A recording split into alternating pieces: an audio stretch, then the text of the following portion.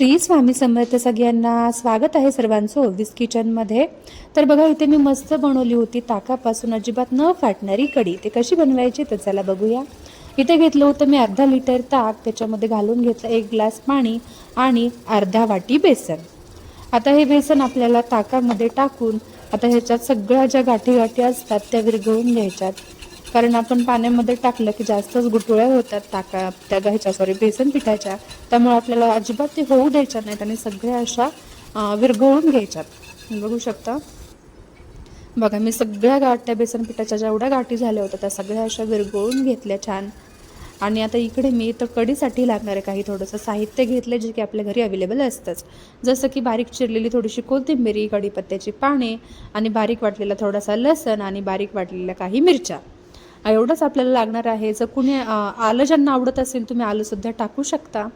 इकडे मी कढई गरम करायला ठेवली होती आणि कढई गरम करताच मी त्याच्यामध्ये 1.5 पळी तेल घालून घेतलं। जास्त तेल नाही घालायचं आपल्याला, कारण जर कढीला आपल्या जास्तच तरी सुटली तर कढी अजिबात प्यायला चांगली नाही लागत आणि खोकल्याचा सुद्धा त्रास होऊ शकतो। त्याच्यामुळे तेल थोडंसं 1 ते 1.5 पळीच घालायचं कढीसाठी, अर्धा लिटर कढीसाठी तरी। आता तेल आपलं चांगलं तापलं की मी त्याच्यामध्ये घालून घेतली थोडीशी मोहरी। आता मोहरी सुद्धा आपल्याला चांगली तडकूच द्यायची आहे, लगेच घाई नाही करायची, कारण मोहरी जर नाही तडकली तर मग नंतरनं कचकच लागते। त्याच्यामुळे मोहरी चांगली तडकली की मग मी त्याच्यामध्ये घालून घेतले थोडेसे जिरे। बघा जिरे सुद्धा लगेचच तडकले, कारण तेल चांगलं आपलं तापलेलं आहे। बघू शकता आता जिरे मोहरी चांगली तडकली की मग घालून घेतला वाटलेला लसण। आता लसूण सुद्धा थोडासा आपल्याला चांगला लाल होईपर्यंत परतवायचा आहे, जास्त पण नाही, जास्तच करपू पण नाही द्यायचा, थोडासा अगदी गोल्ड कलर येईपर्यंत। नंतर घालून घेतला मी कढीपत्ता। बघा कढीपत्ता पण कसा असा मस्त तडकलाय। आता त्यानंतर घालून घेतल्या मी वाटलेल्या काही मिरच्या। तुम्ही जर मिरच्या तुम्हाला जर नसतील आवडत हिरव्या मिरचीचं, तुम्ही इथे लाल तिखट सुद्धा घालू शकता, पण लाल तिखट घालायची सुद्धा एक टेक्निक आहे, ती मी नंतर कधीतरी तुम्हाला नक्कीच सांगेल। बघू शकता आता हे छान आपल्याला मिरची आपल्याला तळून घ्यायची आहे। मिरची आपल्याला जर नाही तळली तेलामध्ये तर मग एक तर तिखटपणा सुद्धा कढीला येतो जास्त, आणि मिरची सुद्धा मग कढी खाताना किंवा पिताना मग कचकच लागते मध्ये ती, त्याच्यामुळे मिरची चांगली आपल्याला तळूच द्यायची। आणि त्यानंतर घातली मी थोडीशी काही बारीक कापलेली कोथिंबीर सुद्धा। आता कोथिंबीर आपल्याला थोडीशी ही तडकू द्यायची, तळू द्यायची। बघू शकता मी सगळे आता हे जे हिरवी मिरची, लसण, कोथिंबीर, जिरे मोहरी आपल्याला आता हे सगळे आपले तडकून झाले, त्याचं सगळं आता मी मिक्स करून घेतलं। आता याच्यामध्ये मी घालून घेणार आहे थोडीशी चिमूटभर अशी हळद। आता काही जण काय करतात, हळद आपण ज्यावेळेस ते बेसन पीठ आणि ताक एकत्र करतो ना त्याच्यामध्येच घालतात मीठ आणि हळद, पण तसं न करता मी इथे डायरेक्ट तेलामध्येच टाकते, फोडणीमध्येच टाकते हळद, कारण हळद पण आपली चांगल्या प्रकारे तळल्या जाते, त्याच्यामुळे मी डायरेक्ट इथे मी तेलामध्येच हळद टाकली आहे। आता बघू शकता आता आपल्याला घालून घ्यायचंय ताक।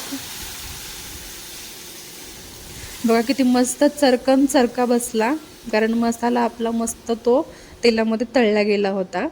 जर घाई केली तर मग चरका बसतच नाही, त्याच्यामुळे सगळं चांगलं तळू द्यायचं आणि मग आपल्याला ताक टाकून घ्यायचं, कारण ताकाला मग चांगला आपला तडका बसतो।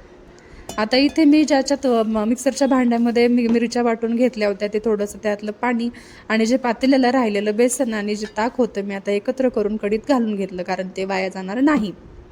मग आता थोडंसं मी चवीनुसार मीठ घालून घेतलं। बघा आता हे सगळं एकत्र करून घेते मीठ वगैरे। बघा किती छान आपल्या कढीला कलर पण आलाय, पिवळी पिवळी मस्त झाली आहे आणि अजिबात फाटली नाही आहे कढी आपली। बघू शकता आपल्या कढीला जर चांगला चरका बसला तर कढी आपली फाटत नाही। आणि आपण ज्यावेळेस ताक नुसतं वापरतो त्याच्यामध्ये थोडंसं पाणी मिक्स करायचंच, मग आपली कढी ज्यावेळेस आपण बेसन वगैरे घालतो तर फाटत नाही आणि चांगला चरका सुद्धा बसल्याच्या नंतर सुद्धा फाटत नाही। आता इथे मी बारीक गॅस करून एक उकळी येऊ दिली आणि थोडीशी कोथिंबीर सुद्धा घालून घेतली। बघा किती छान आपली कढी झाली आहे, मस्त फाटली नाही काही नाही एकदम, आणि अशी घट्ट सुद्धा झाली आहे। खाण्यासाठी आता एकदम तयार आहे गरमागरम कढी।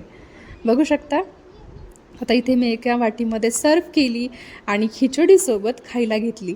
असली भन्नाट लागली सांगू, एकदम अशी खतरनाक, सगळ्यांनी खूप आवडीनं खाल्ली खिचडी आणि कढी। जर व्हिडिओ आवडला असेल तर लाईक, शेअर, सबस्क्राईब करायला विसरू नका। Thank you for watching.